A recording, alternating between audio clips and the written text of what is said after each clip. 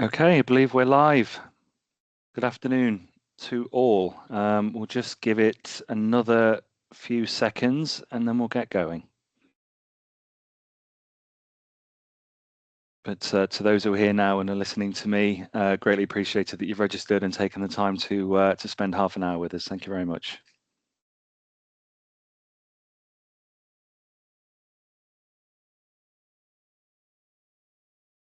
Super. Okay, well, we'll let people continue to filter in, but we will get going right now. Yeah, a 30-minute webinar around the theme of policy work on the ground, how we turn planning requirements into deliverable master plans. Away we go. So introductions, first of all, you have two hosts today. So I'm one of them, Lee Witts, Group Director for Land Development and Communities here at Brookbanks. I now have over a 27-year career in development consultancy. That number keeps ticking up. 12 of those years now spent with Brookbanks. So seeing the company go from strength to strength, and been involved in a lot of very interesting complex projects along the way, one of which we'll give you a case study on today. Holly, if you can say hi. Hiya, I'm Holly Welch. I'm an Associate Director here at Brookbanks. I've been at Brookbanks for just under 18 months now, leading on project coordination and supporting schemes through planning. Before that, my background was predominantly in house building, working as an engineer within a volume house builder. A lot of my day-to-day work now sits around helping secure planning permission while thinking ahead to delivery, essentially where planning ambition meets the reality of building on the ground. And the focus is setting up schemes early so that they actually work in practice, not just at outline stage. Super, thank you, Holly. So what are we going to do today? So over the next 30 minutes, talk through some of the common traps that can cost you time, money, and credibility. We'll give you a case example of Brightwell Lakes, so what an example of good looks like from a comprehensive technical perspective, and give you a set of simple rules which you can take away and use on your next project. So good rules of thumb, which in theory you can put in practice this afternoon when you get back to work. So firstly, let's discuss the challenge at hand. We'll refer to this a few times, so I've called it the gap. You have 2 points in time with a gap in the middle, and effectively good comprehensive technical management bridges that gap. So on the one hand, we have plans, policies, design codes and standards, the laws of the land which we need to adhere to. And then, of course, the real world technical constraints and communities that surround that parcel of land, the development you're delivering. And it's a case of do it once and do it right. And I think what we're going to talk about today is mechanisms to ensure that you can achieve that in a planning policy way, but something which is also deliverable at the back end following the outline planning permission, hybrid, detailed, what have you. Where you can lose by not following good rules of thumb, time, money, credibility, of course, they're the key factors. If you have a disjointed approach to technical teams joining in, getting bought in after the fact, let's say a master plan or a layout has existed for a good time, you're a developer and you're looking at a yield for a piece of land which is perhaps unknown to you yet to be unrealistic in practical delivery. Staggered appointment of consultants or your overall design team can lead to some failure when one of your later consultants drops a grenade or two into the mix and says, okay, high pressure gas main here, we've got flood in here, there was a former landfill over here. You know, it's common in our world to experience a lot of pain from the developer's side when these sort of 11th hour problems come in, and you've been looking at a master plan for months, potentially years, with a certain yield, a certain number of housing units, let's say, and then that's stripped away from you.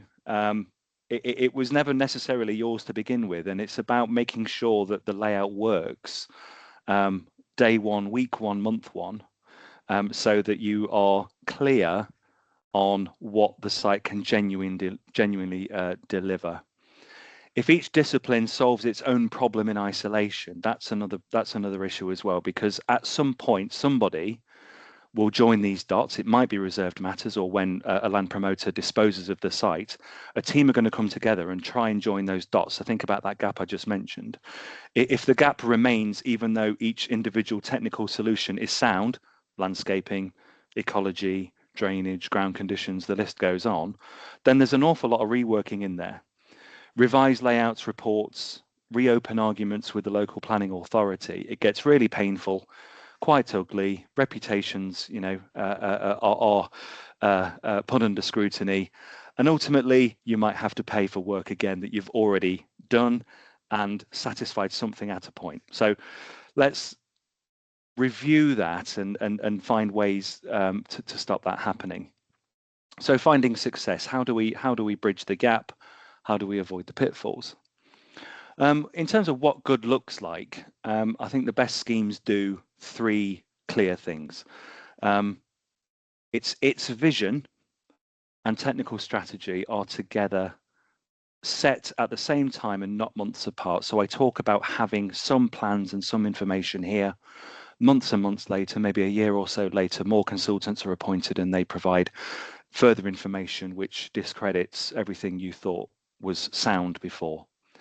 All technical matters are looked at as one system, not several separate reports. So again, there's a few themes that will come through today, and that's a key one. It's that comprehensive view of having one technical team looking to achieve one outcome. I think that's a really good point as well, Lee, Yeah. because I think, when each discipline is working in isolation, the issues just tend to get pushed around the scheme rather than actually get resolved. So at least when you've got someone that's owning the whole picture, the decisions tend to stick. 100%. I think that's right. Ownership is key. That could be one person or a design group, or a series of experts within your team, but have assigned owners so that, again, that bigger picture is being realized and not lost in the mix of 10, 15 different separate technical reports and studies. And it's testing then that one key question at every stage of the process, right from the purchase of the land, really. Will this work in the real world, on the ground, and survive detailed design? So adhering to policy and ensuring compliance, but then flipping it to the operation, the construction, the delivery. Does it work? Does what you're doing now work in 5 years when there will be a spade in the ground? So being simply technically compliant is not enough. And the point we're making here about that statement, there is always typically more than one technical solution to a problem. You can get a tick in a box from the council for a technical solution and feel like you have achieved the success needed. I suppose the point of this is it the right one for that site, for the conditions? Does it work with your 5, 10 other consultants around the table in terms of what they need to achieve with their outcome as well? You can have a technically compliant solution which has passed all the necessary tests and have a complete redesign down the line if you're not joining those dots and bridging that gap. So we'll spend a bit of time to talk about that next. So the case study for today is Brightwell Lakes in Ipswich. This is now a public access development. The principal streets, the primary access, the first phase of housing is in. If you want to go and look this up after the fact, you're very welcome. A lot of information about it online. So the site itself is to the east of British Telecom's Industrial Park Technology Centre, which is out on the fringe eastern edge of Ipswich. The development is known as Brightwell Lakes. It was an outline consent for up to 2,000 homes with employment land, a school, local centre, lots of green and blue infrastructure as well.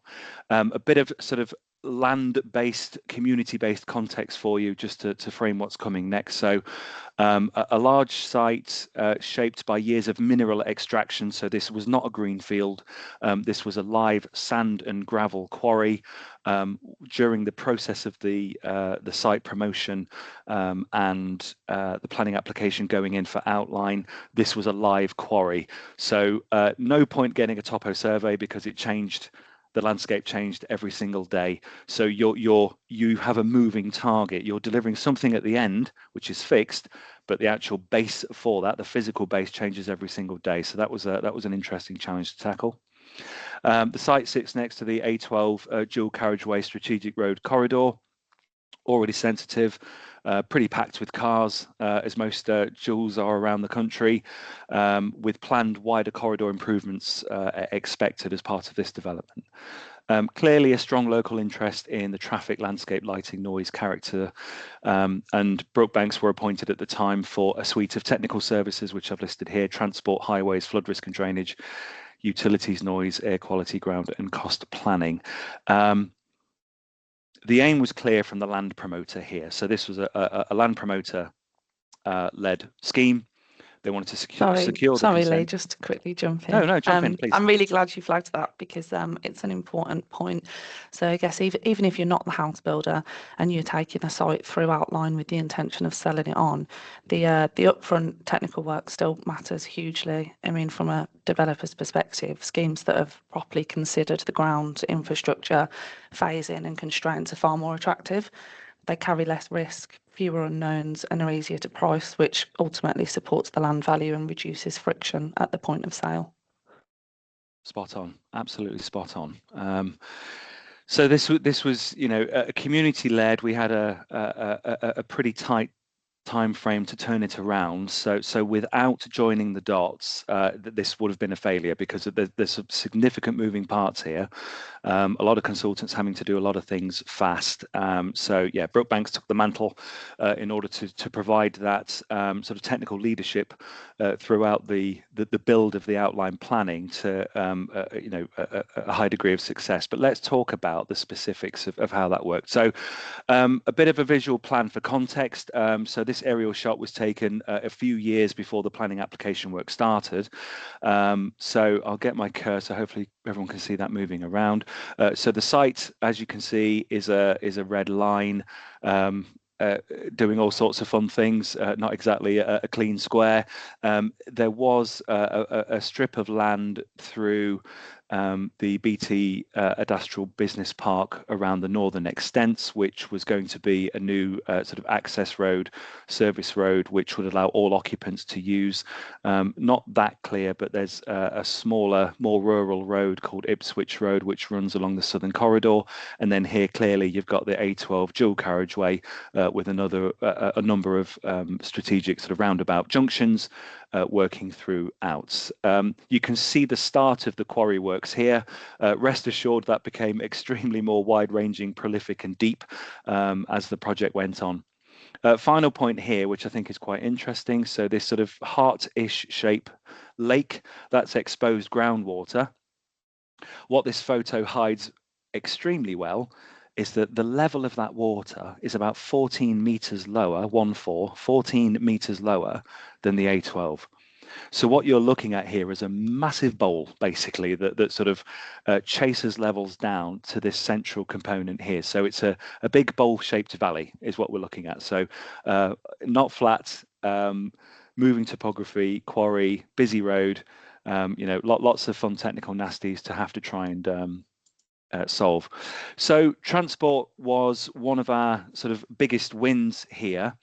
So I've called it the £8 million decision. Internalisation is something that some of you in transport circles may have known about. So any developers on here, your consultants may have talked about internalisation before.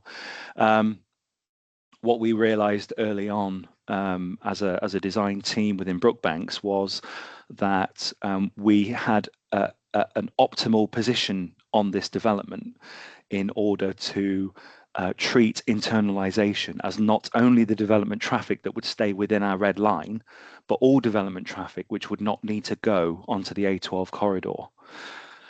So the principle of that is quite important, and you can apply this to other developments. It's not unique to this one.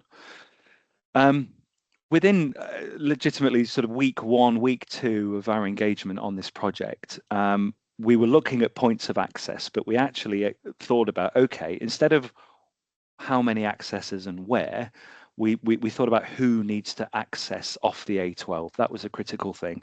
Of all of our occupational dwellings and education facilities, etc., who's coming in and out of the A12? We've got an education facility on site and all through school, so we've got an internalized trip generation off the back of that once it's built. We had amenity, extensive green blue infrastructure for amenity and walking, etc. Children, dogs, all of that. So again, development trips, do we need to travel out in order to exercise or socialize? Not necessarily. But the key one was the BT Industrial Park itself, the industrial park, which sits just to the north of that, and the retail park, which sits just to the north of that as well. So in terms of shopping trips and nearby local employment, none of our development traffic, once all the developments in and the roads are open, need to go out onto the A12 to hop back over to the east in order to do what they want to do on a sort of retail leisure basis. In the very early weeks of this planning application getting built, we engaged with the Highways Authority at Suffolk County Council and basically laid our cards on the table and said, we have a position here. We can get a road from the development into the industrial park, the retail park. We don't need to put any traffic on the A12. We're going to build an evidence base to show you that the roads that we will provide will be, that pass all the necessary policy and safety checks in order to get that traffic in and out of our scheme without going on the A12. We built that evidence. We guided the local authority very carefully through this step by step. Big investment from the land promoter in order for us to do this. But what the result was an £8 million saving on a reduction of highway improvements along the A12 corridor that we ordinarily would have had to carry out if the more basic blanket approach was taking all development traffic onto the A12. So you look at the A12, it's literally on the edge. You think, okay, all of our development traffic has to go here. There is another way to think about these things. Take a step back and have a look holistically at what needs to be done from your access and movement strategy. If you have the opportunity of secondary roads to exploit and to put development traffic there instead, taking off from the price tag of very sort of costly, timely highway improvements on strategic networks, then go for it. Without doing that, we still would have had a technically compliant solution, but the developers would have been £8 million poorer. They did still have to improve the highway network, but not to the degree that they would have if we hadn't have come up with this solution. So let me take you back to that picture again, and I just want you to now understand the context of that within the sort of the real world parameters. So again, my sort of circling cursor here, the retail park is here, the industrial park was slightly further south, and the BT industrial park. So a massive destination for our development, but it didn't have to come out onto the A12 and back in. That's the point we're making here. So the internalized trips meant a lot of our development traffic was severely reduced in the AM and PM peak because it was just going to be using this new link road through here. We got that passed. Very successfully. Highway Authority was fully on board from an early stage, removing any objection or sort of any issues down the line. The next thing to talk about then is turning a quarry into a delivery engine. So as I say, Brett Aggregates were the business who were on the site at the time, a live quarry. They were able to effectively extract minerals for a duration beyond the preparation of the planning application. What you can't do, therefore, is actually design your scheme holistically off a topographical survey because, as I say, it changes every single day. There's more excavation or there's more, stockpiling. So that was simply not an option for us.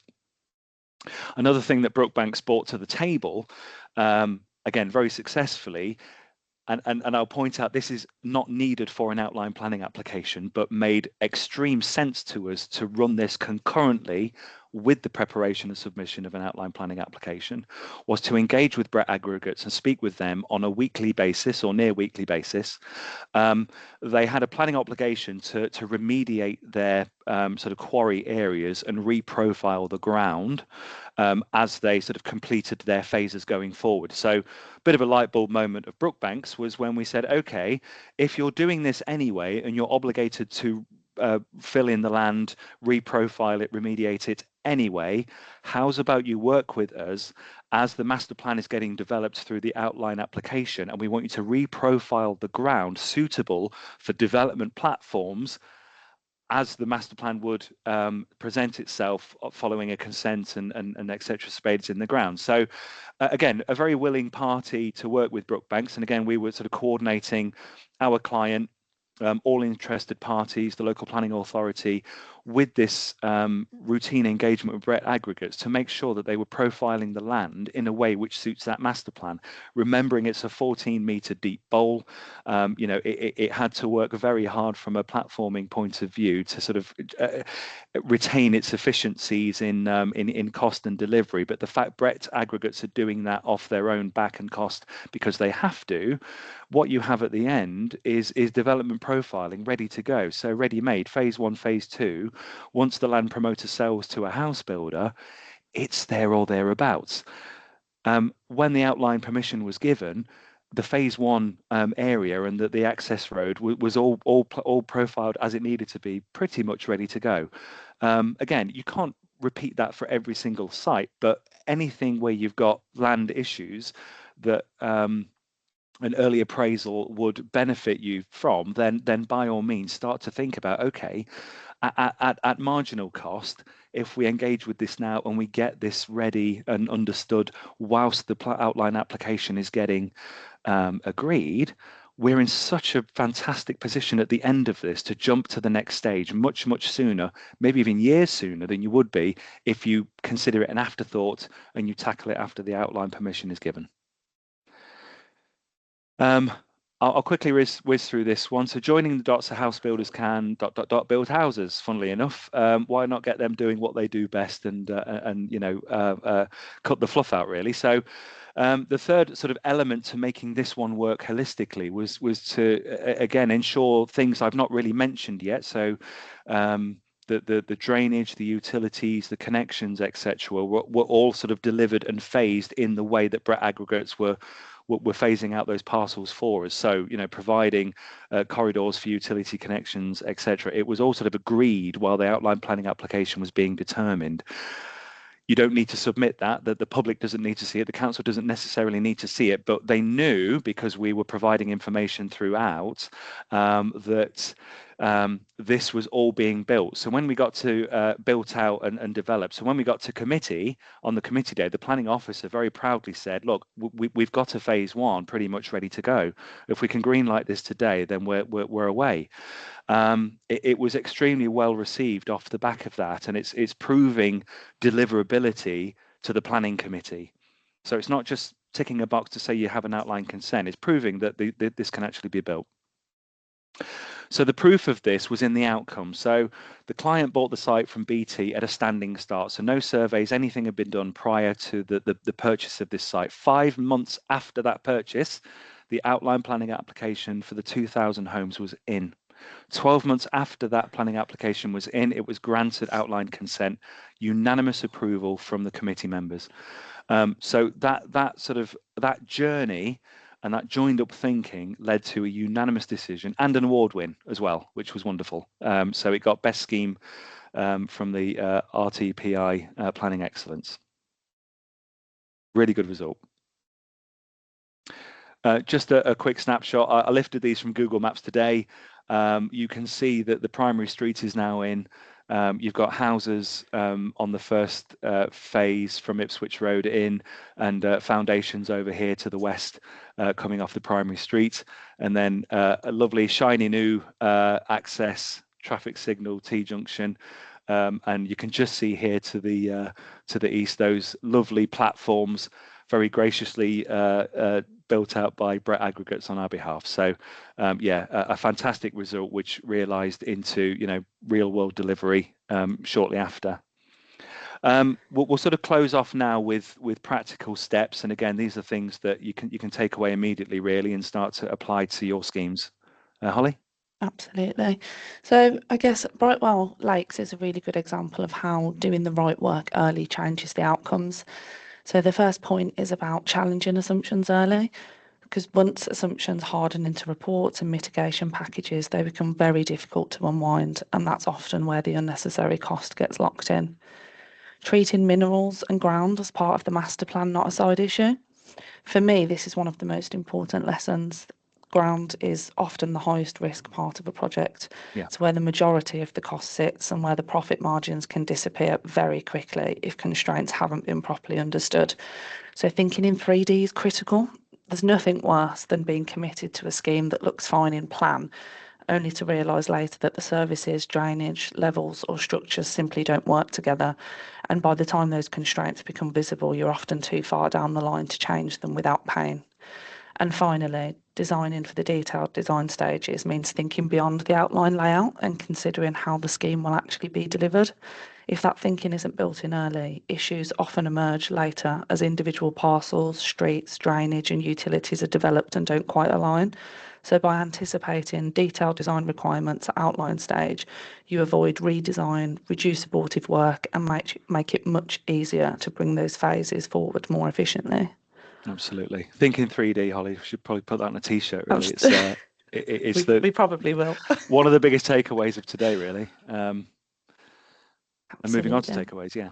Yeah. So the main takeaway for today is that getting planning permission isn't the finish line. So what really matters is whether a scheme can move through the detailed design and into delivery without falling back into redesign and renegotiation. So if you bring the right technical thinking in early, ask the right questions and make someone own the whole picture, you massively reduce risk and increase the chances of schemes getting built. Ultimately, stop just getting schemes approved and start getting them built. Yeah, absolutely. Our approach, again, if Brookbanks are involved, it's about impact. It's trying to save you time and money, really, isn't it? And before you even commit, the question is it really developable and at what cost? Shaping the vision and master plan, we use the full technical picture to shape that plan. Don't chase it in later. Start holistically, get it done right. Set the phasing and infrastructure strategy early. Where is your phase one? How many phases do you need? How does all of that work? Again, bridge the gap, remove the gap, connect the dots. This is the key point of it, really. When you head into planning negotiations, what we've done, tried and tested, is one technical story that officers can trust, joined up evidence, not 15 separate reports that don't speak to each other. It's one technical story with one outcome. If a scheme is stuck or costs aspiring, again, we have sort of retrospectively come in and supported developments which have gone off the rails a little bit, shall we say, and provided that sort of again connecting the dots approach to finding the answers that you need to get yourself back on track. We've got 2 minutes left for questions. It's a hard finish at 1, so if anyone's got any, please put them in the chat. I think they come through both publicly and privately. If there's anything after the fact, more than happy to answer and come back to you on an individual basis. Okay, one's just buzzed through. So I've got here. Holly, let's see what we want to do with this. Okay, the single biggest mistake you see promoters make on large sites. So for my money's worth here, it's possibly, I mentioned it earlier, in fact, it's having an independent commission from this is not in any way discrediting master planners, but sort of having a small commission from a master planner to show you the yield of a site. So what do you think we can do here? Let's pick residential. So a plan is provided. Let's say it's 500 units. And then you as the developer, you're looking at that going, great, I've got 500 units. And I think the point we made earlier was another consultant might come to you in months or years down the line and say, actually, 80 of those are not possible because of this technical constraint. So you've got to retrain yourself to say I've got 80 less, but the truth was you never had that 80. And it's just sort of that mindset of consultants probably giving bad news and changing the changing the approach when you know it's not quite there. So Holly, if you want to jump in on that one, and then I think we'll need to close.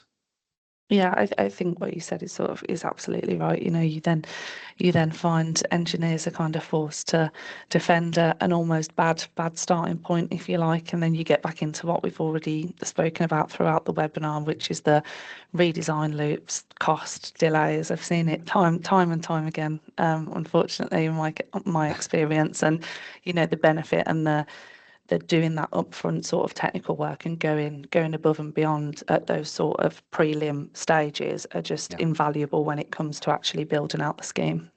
super. Agreed. Okay, thank you. Right, we're at 1 o'clock. Again, any questions not answered that want to be submitted, we can reply directly after the fact. Thank you very much indeed, everybody, for joining. Hopefully you got Thanks all. 1 or 2 nuggets out of that, and yeah, we'll hopefully be in touch or hear from you. Many thanks.